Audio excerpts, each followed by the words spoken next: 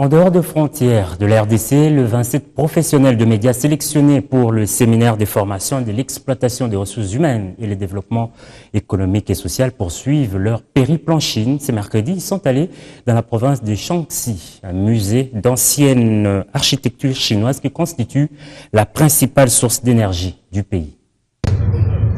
Shaanxi, avant-dernier virage du périple médiatique initié par le gouvernement chinois à l'intention des fonctionnaires et des professionnels des médias congolais.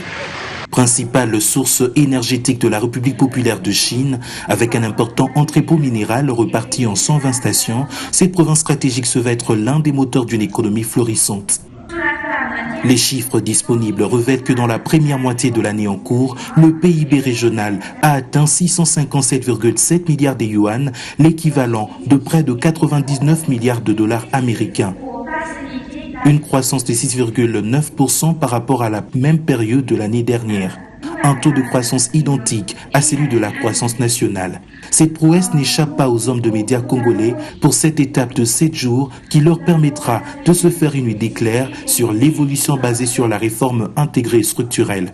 Aussi une opportunité précieuse qui peut faciliter la communication entre la RDC et la RPC pour renforcer entre autres la coopération entre les médias des deux pays, a martelé Zhang Yu, vice-directeur du département de la communication du comité provincial de Shaanxi et directeur du bureau de la communication internationale qui a personnellement tenu à accueillir ces hôtes congolais.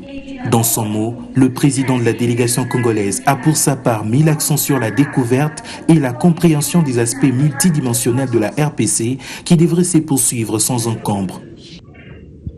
Et pour donner le temps à ces séjours enrichissants, c'est autour d'un verre et d'un dîner typiquement local que le Chinois et leurs 27 hôtes se sont retrouvés au très célèbre hôtel Bingzhou.